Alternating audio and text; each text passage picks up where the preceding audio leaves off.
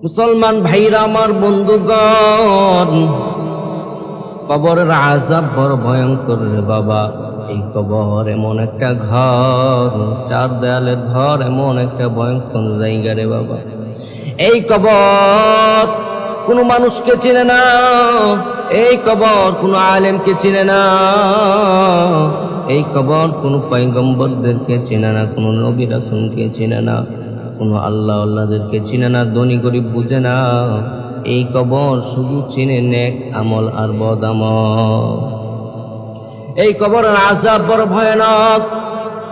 আমার ভাইরা, আমার বন্ধুগণ, ওই কবরে যদি আপনি যান, আমল ছাড়া যদি আপনি ওই কবরে যান, ওই কবর আপনার সাথে ভালো ব্যবহার করবে না। ওই কবর আপনাকে মন্দ ব্যবহার দেখাবে, তার আযাব দেখাবে, তার গজব দেখাবে। ওই কবরের আযাব এত ভয়ঙ্কর। যদি আপনি বেনামাজি হইয়া কবরে যান, আপনি যদি ইমান হারা হইয়া যদি কবরে যান, আপনি যদি বেঈমান হইয়া কবরে যান, ওই কবরের মাটি আপনাকে এমন জোরে চাপ দিবে, এমন জোরে চাপ দিবে। মুফাসসিরিনে কেরামগণ লেখেন, এক পাঁজরের আড্ডি অন্য পাঁজরে যাইয়া লেগে যাবে, একসাথে হইয়া যাবে। এত ভয়ঙ্কর ওই কবরের আযাব। ওই কবরের আযাব থেকে যদি আপনি বাঁচতে চান, আপনাকে ঈমানদার হতে হবে। ঈমানদার হতে হলে আল্লাহর কোরআনকে শিখতে হবে, আল্লাহর কোরআনকে মনে প্রাণে মানতে হবে, বিশ্বাস করতে হবে। মুসলমান, এই কবরে আপনি ঈমান হারাইয়া যায়েন না রে বাবা। কবরের আযাব বড় ভয়ঙ্কর। কবরের আযাব আপনি সইতে পারবেন না। কবরের আযাব এত ভয়ঙ্কর হবে, ওই দিন মানুষগুলো বলবে, আল্লাহ, তুমি দুনিয়াটা কেন মানুষ বানায় পাঠাইছো? গরু ছাগলও যদি বানাইতা গো আল্লাহ, গরু ছাগল মরে যাওয়ার পরে তারা তো আল্লাহ, তাদের কোনো বিচার নাই, তারা তো আল্লাহ দুনিয়াতে শেষ হয়ে যায়। ও আল্লাহ, মানুষ কেন আমাদেরকে বানাইছো আল্লাহ? মানুষ বানানোর পরে কেন আযাব দিতেছো? মানুষগুলা এইরকম ভাবে আল্লাহর কাছে কাঁদতে থাকবে বলে ওই রকম আফসোস যাতে না করা লাগে, এই কারণে এখন থেকেই আমাদের কবরের প্রস্তুতি নিতে হবে। মুসলমান, কবরের প্রস্তুতি যদি আমি আর আপনি না নেই, ওই কবরের আযাব বড় ভয়ঙ্কর রে বাবা। হযরত ফাতেমা রাদিয়াল্লাহু তাআলা আনহা ইন্তেকালের পরে আমার ভাইরা, আমার বন্ধুগণ, হযরত আবু যর গফারি রাদিয়াল্লাহু তাআলা আনহু কবরের পাশে দাঁড়ায় বলতেছে, ওই কবর, তুই জানোস আজকে তোর মধ্যে কাকে রাখবো? এবার আবু যর বলতেছে, তোর মধ্যে আজকে রাখবো খলিফাতুল, তোর মধ্যে আজকে রাখবো হযরত আলীর স্ত্রী, হযরত আলীর স্ত্রী ফাতেমাকে আজকে তোর মধ্যে রাখা হবে রে কবর। বলেও তার সাথে তুই বেয়াদবি করিস না। কবরের জবান আল্লাহ পাক খুলে দিলেন। কবর বললেন, ও আবু যর, আমি কবর আলীকে চিনি না, আমি কবর ফাতেমাকে চিনি না। একটু চিন্তা করে দেখেন, আম্মা জান ফাতেমাকে যে কবর না চিনি, আর আমি আর আপনি তো সাধারণ মানুষ, আমাদের বেলা কি বলবে? আবু যর বলতেছে, এই রে কবর, তুই জানাস আজকে তোর মাঝে কারে রাখবো?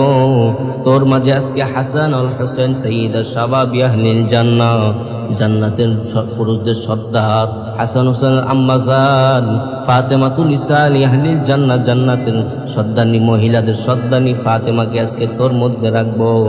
এবার কবর বলতেছে, ও আবু যর, আমি হাসান হোসেনের আম্মাকে চিনি না, আমি জান্নাতের সর্দানি, মহিলাদের সর্দানি ফাতেমাকে চিনি না, আমি চিনি নেক আমল আর বদ আমল। যদি আমার কাছে সে নেক আমল নিয়ে আসে, আমি কবর তার সাথে ভালো ব্যবহার করব, আমি কবর তাকে আরামদায়ক, তাকে বিছানা করে দিব, আমি কবর তাকে আমি এমন ঘুম পাড়ায় দেব, কিয়ামত পর্যন্ত সে ঘুমাবে। আর যদি বদ আমল করে সে কবরে আসে, মনে রেখো আবু যর, তার অবস্থা এমন হবে, আমি কবর এমন জোরে, এমন জোরে, এমন জোরে আমি চাপ দিব, তার এক পাজের হাত, তার এক সাইডের হাড় আরেক সাইডে যায়, একসাথে লেগে যাবে। ও বন্ধুগণ, আমার ভাইরা আমার, এবার আবু যর বলতেছে, কবর তুই জানোস নি আজকে তোর মাঝে আমি কারে রাখবো? আল্লাহ সৃষ্টির প্রধান আকর্ষণ জিনার পরিচয় আল্লাহ পাক কোরআনে দিয়েছেন, মা কানা মুহাম্মাদুন আবা আহাদিম মির রিজালিকুম ওয়ালাকিন রাসূলুল্লাহি ওয়া খাতাবুন নাবিয়্যিন।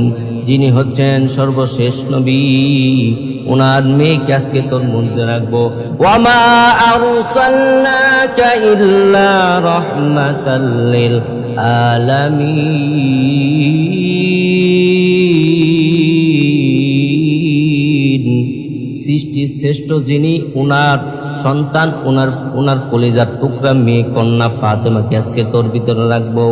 এবার কবর বললেন, এ আবু যর, আমি মুহাম্মদ সাল্লাল্লাহু আলাইহি ওয়াসাল্লামকে চিনি না, তিনার মেয়েকেও চিনি না। আমার কাছে যদি আসে, সে যদি আমার কাছে বদ আমল নিয়ে আসে, আমি তার সাথে খারাপ আচরণ করব, আমি তাকে কষ্ট দিব। আজও সে আমার কাছে নেক আমল নিয়ে আসে, আমি তার জন্য আরামদায়ক হয়ে যাব। মুসলমান, চিন্তা করে দেখেন, আল্লাহ নবীর কলিজার টুকরা ফাতেমাতু জহরা রাদিয়াল্লাহু তাআলা আনহা, উনার বেলা যদি কবর এমন কথা বলে, আমি আর আপনি সাধারণ উম্মত, আমার আপনার বেলা কবর কি বলবে রে ভাই? একটু চিন্তা করে দেখেন, কবরে আযাব কত ভয়ঙ্কর। রশিদ আহমেদ গাঙ্গুহি রহমাতুল্লাহি আলাইহি আল্লাহর আযাবের ভয়ে কাঁদতে কাঁদতে অন্ধ হয়ে গেলেন। আমার ভাইরা, আমার বন্ধুগণ, মুরিদগণ জিজ্ঞাসা করলেন, বুজুর্গ, ও আল্লাহর ওলি রশিদ আহমেদ গাঙ্গুহি, আপনি এত কান্দেন কেন? কাঁদতে কাঁদতে চোখটাকে অন্ধ বানায় ফেলছেন, আপনি কি আল্লাহর আযাব দেখছেন নাকি? আপনি এত কান্দেন কারণ কি? এবার রশিদ আহমদ গাঙ্গুহি বলতেছেন, ও মুসলমান, রশিদ আহমদ গাঙ্গুহি বলেন, আল্লাহ পাক আমাকে আল্লাহর আযাব দেখাইছে।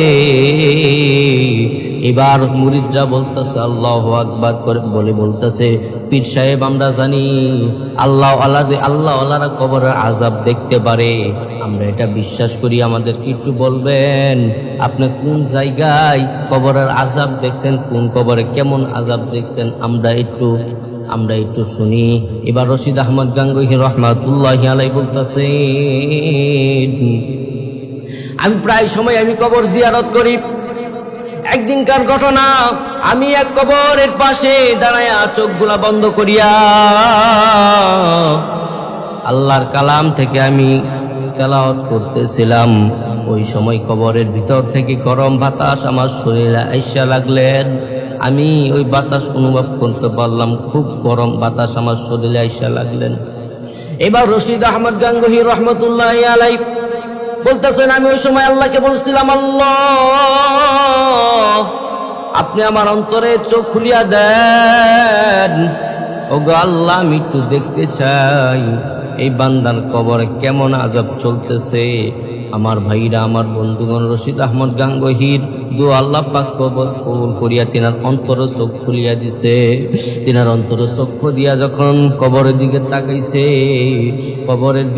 কবরে তাকায় দেখেন, কবরের ভিতরে শুধু সাপ আর সাপ, কবরের ভিতরে শুধু সাপ আর আগুন।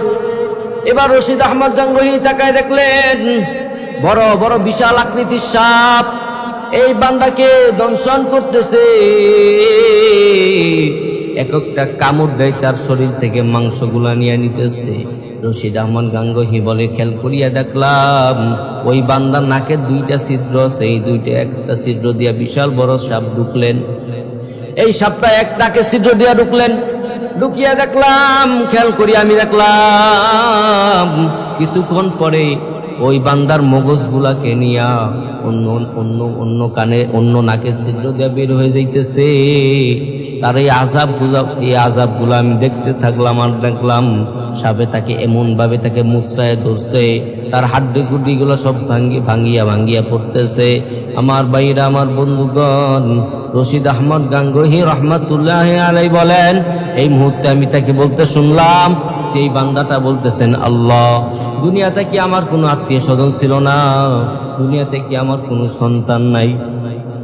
রশিদ আহমদ গাঙ্গুহি বলে, ওই বান্দা বলতেছে, আল্লাহ, দুনিয়াতে কি আমার সন্তান নাই?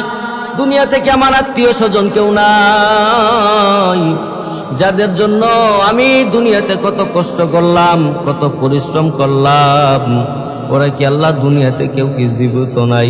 কেউ কি আমার জন্য একটু দোয়া করতে পারে না? কেউ কি আমার জন্য একটু আল্লাহর কাছে মাপ চাইতে পারে না? আমার ভাইরা, আমার বন্ধুগণ, ওই ব্যক্তির কবরে আযাব দেখার পরে রশিদ আহমদ গাঙ্গুহি আরো বেশি করে কাঁদতে লাগলেন। এইবার মুরিদগণ বলতেছে, হযরত জি, আপনি তো আল্লাহর ওলি মানুষ, আপনি তো বুজুর্গ মানুষ, আপনার তো অত কান্দার কোনো দরকার নাই। রশিদ আহমদ গাঙ্গুহি বলতেছে, সাবধান সাবধান, ওইরকম কথা বলিও না, ওইরকম কথা বলিলে আমার অন্তরে অহংকার চলে আসতে পারে। আমি বড় বুজুর্গ হয়েছি বিদায় কি হয়েছে, কবর কিন্তু কাউকে চেনে না। এবার ওই ঘটনাটাই, ফাতেমার ঘটনাটাই তিনার মুরিদগণকে আল্লামা রশিদ আহমদ গাঙ্গুহি শুনাইতেছে। ফাতেমাকে যেই কবর চিনে না, ওই কবর কিভাবে আমি রশিদ আহমদ গাঙ্গুহিকে চিনবে? তো মুসলমান, ওই কবরের আযাব বড় ভয়ঙ্কর, ওই কবরের আযাব বড় ভয়ঙ্কর। ওই কবর থেকে বাঁচতে হলে আমাদেরকে বেশি বেশি নেক আমল করতে হবে, আল্লাহ তাআলার কাছে বেশি বেশি মাফ চাইতে হবে। আমার ভাইরা, আমার বন্ধুগণ, দুনিয়াতে আপনি একটা বান্দার কাছে, একটা মানুষের কাছে 10টা টাকা চাইবেন, একবার দিবে, দুইবার দিবে, 3বারের মাথায় ওই বান্দা দেখবেন টাকা আর দিবে না, আপনাকে আরো উল্টা কিছু কথা শোনাইবে। আর আল্লাহ বলে, বান্দা, আমি আল্লাহ তোরে কত ভালোবাসি, আমি আল্লাহ পাক প্রত্যেক দিন রাত্রে, গভীর রাত্রে আমি আল্লাহ পাক প্রথম আসমানে নেমে আসি। আইসা আমি বলতে থাকি, আমার বান্দারা, কার কি লাগবে আমি আল্লাহর কাছে চাও, আমি আল্লাহ তোমাদের সব দিব। আমার ভাই না, আমার বন্ধুগণ, আল্লাহর কাছে না চাইলে আল্লাহ বেজার হয়, আর দুনিয়ার মানুষের কাছে চাইলে বেজার হয়। বলেন তো দেখি, ওই আল্লাহর কাছে চাওয়ার দরকার আছে না নাই? মুসলমান ভাইরা, আমার বন্ধুগণ, আল্লাহ পাক প্রত্যেক দিন গভীর রজনীতে আল্লাহ পাক প্রথম আসমানে আইসা বান্দাকে ডাকে, বান্দা মাফ চা, আমি আল্লাহ মাফ করিয়া দিব। বান্দা জান্নাত চা, আমি আল্লাহ জান্নাত দিয়া দিব। ও বান্দা, তুমি কোন পেরেশানিতে আছো আমাকে বলো, আমি আল্লাহ মাফ করিয়া দিব। তোমার পরিবার পরিজন কারা কবরে আছে তাদের জন্য মাফ চাও, আমি আল্লাহ মাফ করিয়া দিব। আমার ভাইরা, আমার বন্ধুগণ, প্রত্যেক দিন আসে তো এটা রয়েছেই। আল্লাহ পাক বিশাল বড় একটা রমজান মাস দিলেন বান্দার জন্য, বান্দাকে মাফ করার জন্য। আল্লাহ পাক পুরো রমজান দিলেন। আল্লাহ পাক রমজান দিয়ে আল্লাহ বান্দাকে বলে, বান্দা, এই রমজান পাইয়া যদি গুনাহ মাফ না করাইতে পারো, আল্লাহ নবী বলেন, এই রমজান পাইয়া যদি কেউ তার গুনাহ না মাফ না করাইতে পারে, তার থেকে হতভাগা, তার থেকে মূর্খ আর কেউ হতে পারে না। আমার ভাইরা, আমার বন্ধুগণ, এত বড় রমজান মাস আল্লাহ দিলেন গুনাহ মাফের জন্য। এই রমজান মাস হলো গুনাহ মাফের মাস।